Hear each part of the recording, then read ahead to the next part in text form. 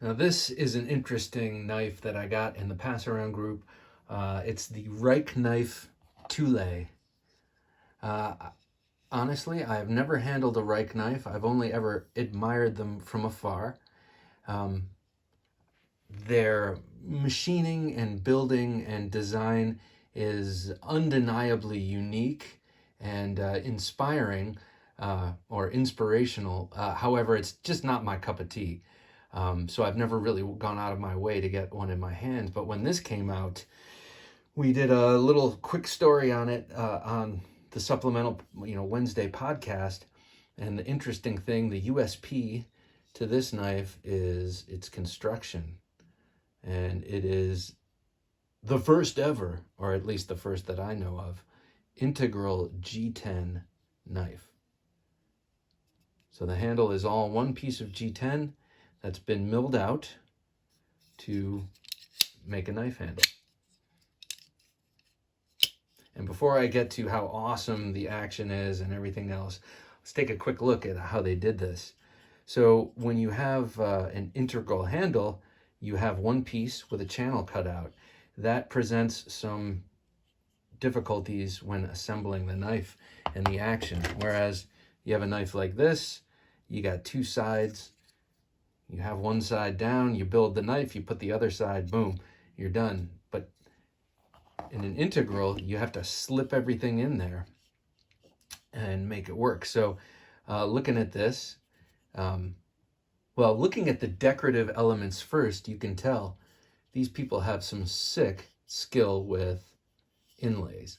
This yellow G10 inlay in this black G10 is just beautifully done, incredibly done, and, unperceptible to the finger. Imperceptible. Not sure which one, but you can't feel it. So they can do the inlay thing, no problem. And then you come up here and you see these metal pieces. Well, this is where all the action is housed. This is how they got in there to put in that amazing bearing system,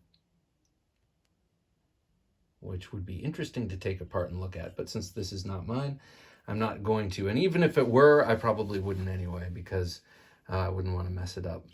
But these, on each side, you'll see these metal plates. And these are inlaid in, kind of like this G10. And that's how you can access the guts of the thing. So just looking at it, it's got a very nice looking pivot. I like that Rike. I guess that's their logo. It's a pretty neat looking logo. You've got that anodized blue pivot collar. And I think this thing is relatively inexpensive. Like around $100 inexpensive, something kind of like that. You've got the flipper tab is much like the hammer on like a Commander 1911. Kind of looks cool with that jimping and the round knurled surface. And boy, does it rocket that blade out. Wow. Cool thing about that shape, this round shape, is that you're always getting ever increasing contact as you roll your finger over it. Whereas with a regular flipper, with a regular flipper, if your finger slips off, not that it would on this one, this is an excellent flipper, but well, anyway, I think the round is better. I thought I could explain it. Maybe it's just my own perception, but it feels like as my finger moves over that circular surface, it's always gripping into one of those little jimps, ergo it rockets out. And it's already on a really, really sweet pivot. Blade is very nice, quite thin, very almost fully flat ground, comes pretty high. It's very thin. It seems very thin behind the edge. I haven't cut with it.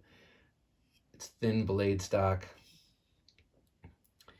But mostly the cool thing is that integral G10 handle and the sound it makes. It definitely has a different sound, a solid chunking sound that never comes through on these videos. But there you can see that's where they attached the lock bar. By the way, you have really excellent excellent access to that lock bar. You have like an inch and a half here where you could be all the way back here, all the way up here. It doesn't matter. You have really excellent access to that. Super smooth. Pretty cool looking. Like I said, not exactly my aesthetic, but man, it's a cool space knife, right? I think the one kind of faltering point is this pocket clip. It's very off the shelf.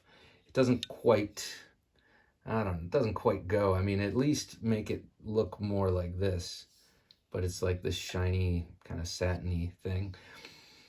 I know this is probably one of the areas where you save on cost. This is probably very costly, relatively speaking, for a G10 knife. And I think this is, what is this? This is 154 cm. So probably a pretty costly 154 cm and G10 knife to make due to its integral nature. So they probably just kind of called it in, phoned it in for the clip. You have some sort of a attachment. I think it comes all the way through, which makes this a ambidextrous. You just take that plate off, switch it, and it fastens the other way, I think. But look at that. I mean, so when I think of Rike knife, I think of like very, very beautifully made, you know, manufacturer, like a step above. But I look at that and it's almost as if they went out of their way to find the most obtrusive screws they could. I mean, look at that. That's nuts. So I would say the pocket clip is the one place this knife, you know, falters. But if that's not a deal breaker to you and this is your cup of tea, wow, what a great cup of tea it is indeed. It's, what is this? It's a 3 3/4 inch blade, pretty much, and seemingly very capable. I say seemingly because I haven't used it, but looks good in the hand, feels good in the hand. The Rike Tulay. Before I sign out, let me show you a couple. I'll do a little comparisons here. You know I like to do comparisons. Here it is with the ubiquitous PM2. Oh, here it is with a pretty common knife. There it is with your Recon 1. So if you look, the blades are very similarly sized, but the handle is way bigger on the Recon 1.